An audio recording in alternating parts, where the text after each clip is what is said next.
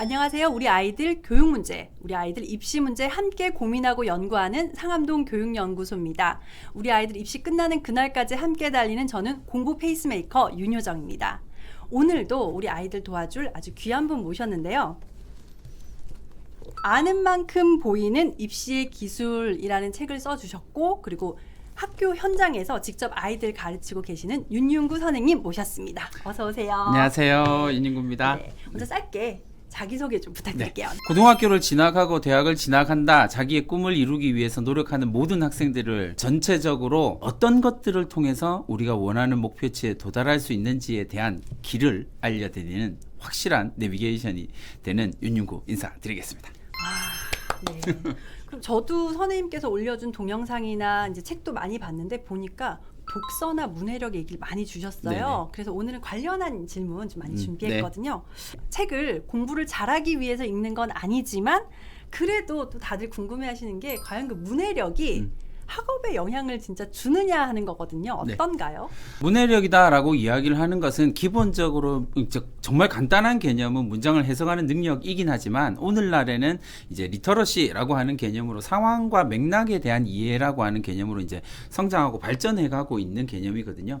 근데 이 문해력이다라고 이야기를 하는 것은 기본적으로는 베이스는 어휘력이기 때문에 당연히 학업 역량과 밀접한 관련을 가질 수밖에 없습니다.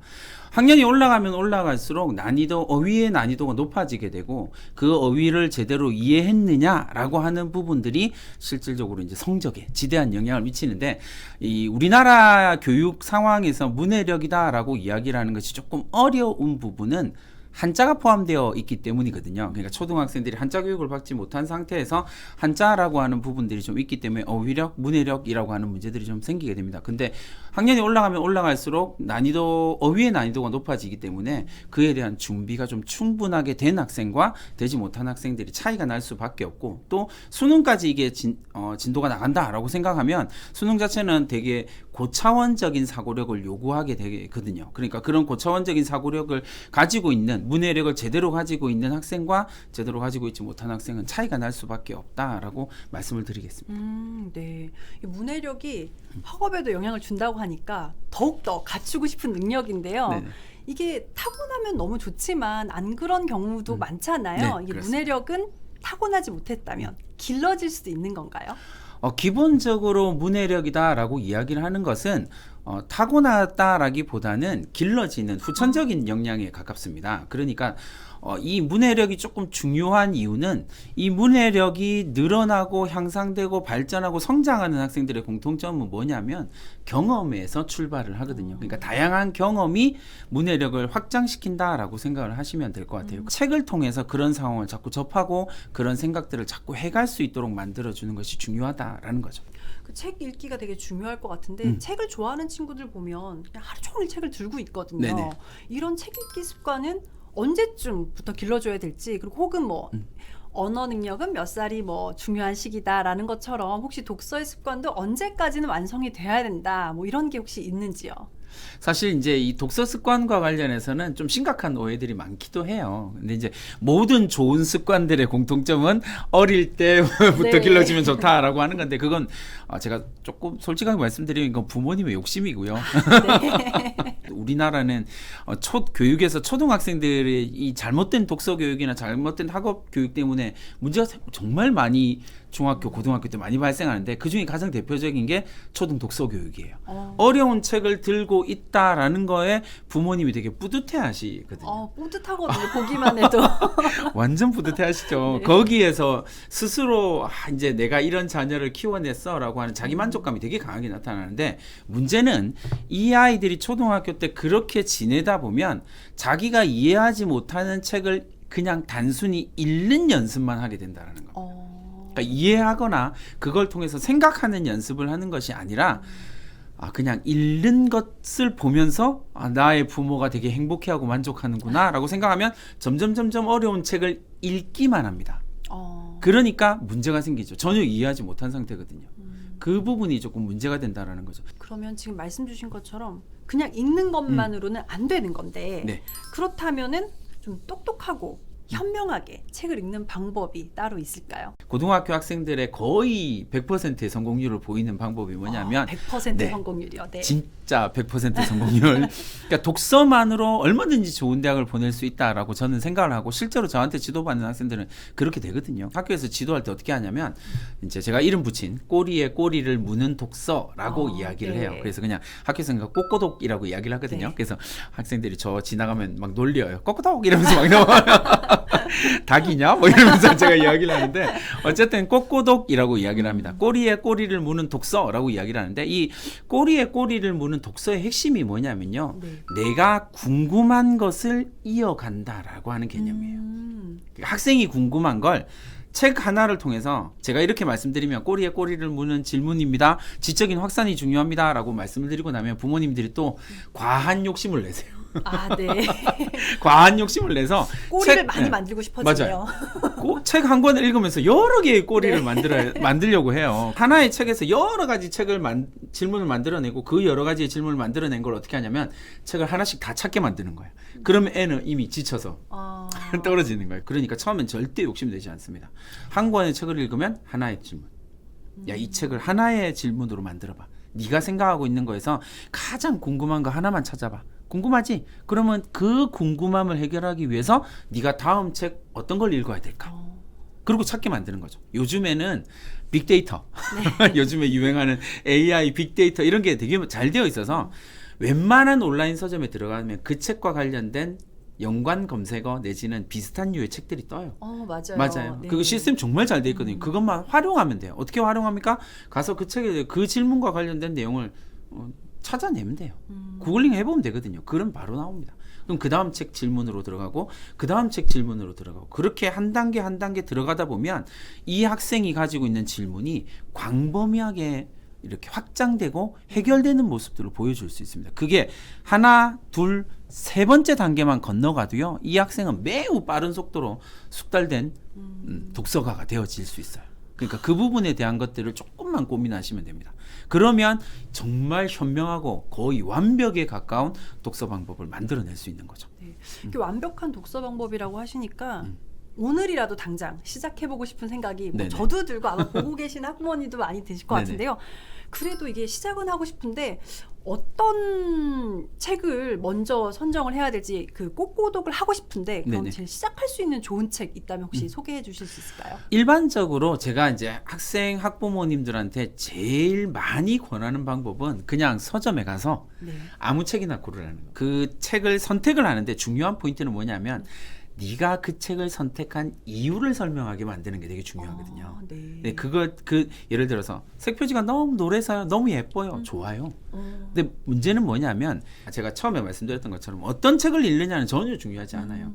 그걸 어떻게 읽느냐가 중요한 거거든요. 근데 그 어떻게의 바운더리를 쳐줄 수 있는 분이 학부모이거든요. 그러니까 네. 책을 같이 읽는 게 되게 중요한 거거든요.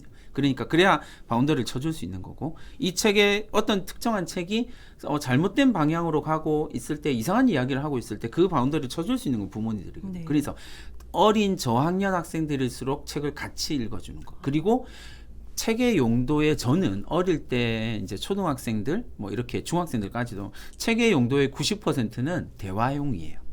그러니까 자녀와 대화하기 위한 책의 용도가 다 똑똑해지지 않는 것 같은데 아무 상관없어요. 그러니까 대화를 해내는 것. 그 책을 읽고 어떤 감정을 느꼈어, 어떤 생각을 했어를 자연스럽게 이야기할 수 있으면 이 학생은 정말 뛰어난 독서가가 됩니다. 그러니까 그 어떤 책이라도 상관없는데 그 바운더리 쳐주는 건 부모의 역할. 단 여기서 제가 바운더리 울타리를 쳐줘야 됩니다라고 이야기를 하는데 부모님이 이렇게 말씀을 드리고 나면 부모님들 어떤 생각을 하냐면 자꾸 애들한테 뭔가를 가르치려고 하세요. 보다 나은 선택을 하도록 만들려고 하는 부모님의 욕심은 당연하죠. 사랑하니까. 네. 근데 더 중요한 건 이 아이가 이 과정들을 통해서 어떻게 성장하냐의 문제인 거거든요. 그러니까 거기다 자꾸 교훈을 담으려고 하지 마세요. 그럼에도 불구하고 네. 말씀하셨던 것처럼 그래도 좀 추천해 줬으면 좋겠다라는 네. 책이 분명히 있잖아요. 근데 이제 그 책을 말씀을 드릴 때 제가 가족 독서를 되게 중요하게 생각하는 사람이거든요. 그리고 저는 학교에서 있으니까 이제 학생들과 가족 독서를 할 수는 없잖아요. 그러니까 저는 그 가족 독서와 가장 유사한 형태로 독서를 진행합니다. 제가 학교에서 진행하고 있는 프로그램은 어마어마한 성과를 내고 있거든요. 3등급 학생들이 고대 가고 고려대 가고 막 난리도 아니거든요. 근데 그 독서의 포인트가 뭐냐면 전 절대 혼자 책을 읽게 만들지 않습니다. 무조건 팀 단위 독서입니다. 팀으로요? 예, 팀으로. 최소 4명.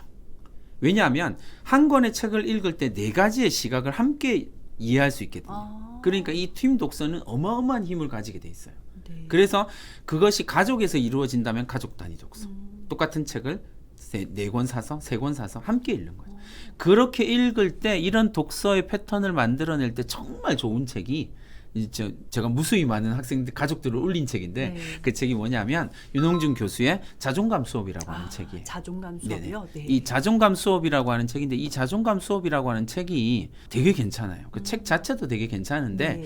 이 책을 가지고 자녀와 이야기를 초등, 중등, 고등 아무 상관없습니다. 네, 그래서 이 책을 가지고 자녀와 이야기를 하는 게 포인트입니다. 독서를 잘하고 자기 주장이 강하고 그리고 성적이 높은 학생들의 공통점이 뭐냐면 오늘날 이 21세기 자본주의 사회에서 그런 학생들의 공통점은 자존감이 높다라는 거거든요. 네. 그러니까 그 자존감에 포커스를 맞춰요. 문해력이 뛰어난 학생들도 자존감이 높거든요. 그러니까 문해력이 뛰어나다라는 이야기는 상황과 환경을 이해하는 역량이 뛰어나다라는 이야기고 그런 학생들은 자기에 대한 그 자존감이 셀프 리스펙트가 아주 높은 학생들이거든요. 그러면 그 자존감을 어떻게 키워줄 수 있느냐가 이제 이 책에서 주로 다루어져요. 그 포인트가 그거예요. 독서. 그 다음에 그 책을 읽고 느낀 감정들, 생각들을 계속 이야기를 나누는 거예요. 역시 마찬가지로 가족 독서가 정말 심각한 문제를 하나 만들어내는데 그게 뭐냐면 자꾸 가르치려고 하면 이 가족 독서는 끝납니다. 그냥 자기 생각만 얘기하시면 돼요. 그런데 지금 같은 책을 초, 중, 고 같이 읽어도 된다라고 말씀을 하셨지만 그래도 고학년이 되면 방법이 조금 달라야 될 것 같기도 하고 또 요즘은 전략적인 독서를 한다라는 얘기도 많아서요. 맞아요. 혹시 독서 방법이 좀 고학년이 되면 바뀌어야 되는 건 아닌지. 전략적인 독서 충분히 가능하고 그걸 통해서 얼마든지 좋은 대학 가는 거 그런 목표를 이루는 거 저는 어렵지 않다고 생각하거든요. 처음 독서를 시작하는 부모님들이 제일 많이 하는 실수가 뭐냐면 제가 아까 어떤 책이 출발해야 되나요? 라고 이야기할 때 아무 책이나 괜찮아요? 라고 말씀을 드리면 네. 부모님들이 이런 생각을 하시거든요. 왜냐하면 대부분 다 베스트셀러, 스테디셀러 뭐 이런 걸 이야기를 하신단 네. 말이에요. 근데 그 베스트셀러, 스테디셀러라고 하는 것은 함정이 되게 많아요. 왜냐하면 딱히 그 아이가 관심을 가진 영역이 아닐 가능성이 높거든요. 그러니까 첫 번째 단추부터 잘못 끼우는 상황이라는 거죠. 그러니까 그 부분에 대한 고민이 좀 있으셔야 이제 전략적인 독서도 가능해진다라고 말씀을 드리고 싶습니다. 어쨌거나 책을 많이 읽고 그럼 사고가 확장되고 이걸 계속 강조해 주셨는데 네. 그러면 기왕이면 좀 우리 아이가 원하는 진로 쪽으로 사고가 좀 확장됐으면 좋겠다라는 욕심이 또 엄마 마음에 스멀스멀 네네네, 올라와서 그렇죠. 좀 진로에 맞는 독서를 해야 되지 않을까. 좀 진로 맞춤식 독서 요즘 또 유행이기도 맞아요, 한데 맞아요. 예, 네네. 이건 혹시 예가 좀 있을까요? 제가 이게 진로 맞춤형 독서를 이야기를 하는 학생, 학부모, 심지어 교사, 학원 네. 선생님들 뭐 많은 사람들의 진로 맞춤형 독서 막 이런 거 이야기를 하는데 조금 좀 죄송한 이야기지만 조금 무식한 소리예요. 그래요? 왜냐하면 진로 맞춤형 독서라고 하는 것은 조금 허구에 가까운 개념이거든요. 그럼 이제 어떤 진로에 맞는 책만 읽는다. 이게 사실은 상식적으로 이미 말이 안 되는 거거든요. 그렇죠. 네. 대학 교수. 제가 대학 교수고 예를 들어서 제가 뇌공학을 전공했습니다. 근데 학생부에 뇌공학과 관련된 책만 쫙 읽는 학생 절대로 안 뽑습니다. 진짜로요. 교수들이 대놓고 하는 이야기예요. 진로 맞춤형 독서는 조금 허구에 가는 물론 필요하죠. 진로와 관련된 책을 읽고 그것과 관련된 경험을 하고 이러기 위해서 진로와 관련된 책을 읽는 게 필요해요. 그러나 그게 진로 맞춤형 독서일 필요는 없다라는 겁니다. 그건 조금 너무 간 거예요. 왜냐하면 상식적인 선에서 어쨌든 대학이 학생을 평가할 때는 상식적인 선에서 평가를 하게 되거든요. 그러니까 그 부분에 대한 오해가 있기 때문에 자꾸 진로 맞춤형 독서라고 이야기를 하는 거예요. 절대 아닙니다. 그러니까 그 부분은 조금 이렇게 생각하시면 돼요. 정말 쉬운 예로 제가 말씀을 드리자면 제가 우물을 한 100m쯤 아니 땅을 한 100m쯤 파기로 했어요. 네. 그러면 여기 1m에 딱 1m 폭으로 100m를 파는 건 기계나 하는 거예요. 인간이 아니거든요. 네. 그러니까 폭을 처음 시작할 때부터 한 100m쯤, 뭐 30m, 50m쯤 폭을 넓게 하고 점점 깊게 들어가야 되는 게 맞아요. 높은 건물을 세울 때도 마찬가지거든요. 밑에가 아주 넓어야 돼요. 네. 이게 진로 맞춤형 독서의 개념이거든요. 그러니까 오해하고 계시는 거예요. 넓고 다양한 지식에서 점점 폭이 좁아들어서 자기의 전공 영역으로 들어가는 것, 그게 진로에 맞는 독서입니다. 맞춤형 독서가 아니고요. 네. 맞춤형이라는 그런 이상한 허구 미스의 신화에 자꾸 자녀들을 노출시켜서 실패하십니다. 그 절대. 그러니까 어떻게 해요? 넓게 시작하고 점점 관심사를 좁혀가는 방법. 그럼 이제 흔히 말하는 진로 맞춤형 독서, 저는 이제 진로 설계라고 이야기를 하는데, 진로 설계에 대한 이야기들을 말씀을 드린다면 대략 시기상으로 봤을 때는 그게 진로와 관련된 책을 본격적으로 읽기 시작하는 건 고등학교 2학년, 3학년 정도면 2학년, 충분해요. 3학년쯤이요? 네. 네, 충분해요. 중학생, 고등학교까지 거치 1학년 정도까지 아주 폭넓게 다양한 독서. 그다음에 그 속에서 자신의 지적 호기심을 발견한 영역을 점점 깊게 들어가는 것. 예를 들면 제가 심리학과를 보내는 학생들, 네. 이제 제가 보낸다라는 표현을 쓰는데요. 이제 왜냐하면 진짜로 제가 이 학생은 전혀 생각하지 못했던 학생이 가지고 있는 역량을 끄집어내서 심리학과를 보내버리거든요. 근데 이 심리학과를 보내는 학생들을 어떤 학생들을 보내냐면요. 이 학생이랑 이야기를 하는데 이 학생은 조직의 어떤 시스템에 대한 관심을 가지고 인사 뭐 어떻게 하느냐 이런 거에 대한 관심을 가지고 조직이 어떻게 굴러가는지에 되게 관심이 많은 학생입니다. 그럼 어떻게 해요? 걔도 심리학과를 보내버립니다. 경영학과가 아니라 심리학과가 네네. 나요? 사회조직이라고 하는 것을 이해할 수 있는 사회조직 심리학이라고 하는 조직 심리학이라고 하는 걸로 보내면 되거든요. 그러면 이 학생의 학생부가 그 조직 심리학이라고 하는 영역으로 쫙 맞춰 있습니다. 책이 완전히 다른데도 얼마든지 설득 가능합니다. 왜요? 이 학생의 본질적으로 학생을 교육시키고 이제 직원들을 교육시키고 또 훈련시키고 그것을 적재적소에 배치하고 이게 조직 심리학의 핵심이거든요. 그걸 맞춰주는 거죠. 그게 아니라 또 이 학생은요, 어떤 학생들은 광고에 되게 관심이 많아요. 그래서 전 마케팅, 광고 전 갈 거예요. 막 이야기를 합니다. 질문 던지고 이제 꼬꼬독을 하게, 그 학생한테 이제 꼬꼬독을 하게 만드는 거죠. 하다 보면 이 학생이 점점 다른 길로 가요. 선생님 제가요 광고를 하다 보니까 이 광고 이제가 사람들한테 저는 전혀 안 와닿는데 이 광고가 너무 와닿고 눈물 흘리는 학생들을 보면서 광고가 너무 어려워요. 그럼 그걸 바라보는 사람들의 심리는 뭐죠? 그러면 넌 미디어 커뮤니케이션 웃기고 있는데 너는 광고 심리학. 그러니까 넌 심리학으로 가. 이렇게 가는 거예요.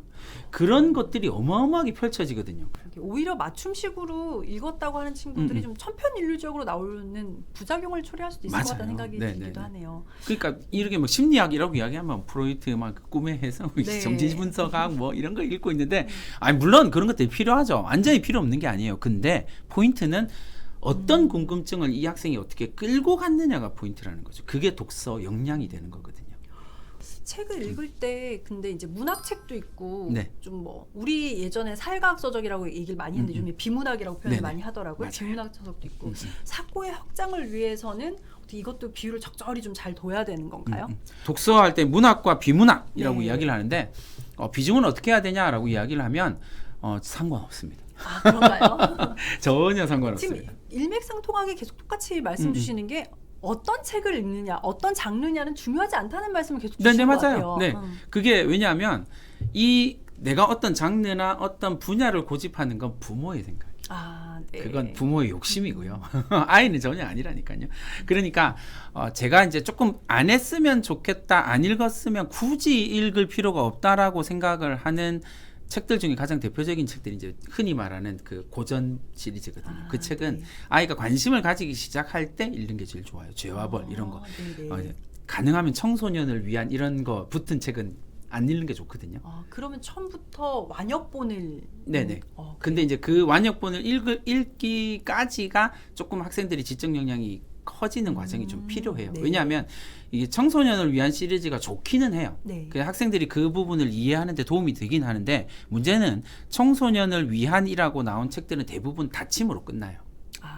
생각의 다침으로 끝나버리거든요. 네. 그러니까 그 원작이 가지고 있는 것들을 대부분 다 조금 담아내지 못하는 경우들이 되게 많기 때문에 가능하다면 이제 완역본을 읽는 게 좋고 그 완역본을 읽을 만한 어떤 그 상황이나 수준이 안 된다면 나중에 읽도록 하시는 게 훨씬 더 좋습니다. 네. 왜냐하면 그 만화로 된 거라든지 이런 것들을 읽고 나면 그 다음에 어떤 문제가 생기냐면 나 옛날에 이거 읽었어.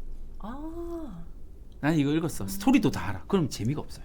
그렇겠네요. 네, 배울 게 하나도 없거든요. 문학과 비문학이다라고 하는 건 제가 이제 말씀드렸던 것처럼 어떤 영역에 어떤 책을 읽느냐라고 하는 부분들이 자꾸 오해가 되는 거예요. 괜찮은 책 읽어야 된다라고. 아니에요. 그렇게 아니고 어떻게 읽느냐가 중요하다라고요. 어. 예를 들면 이런 거죠.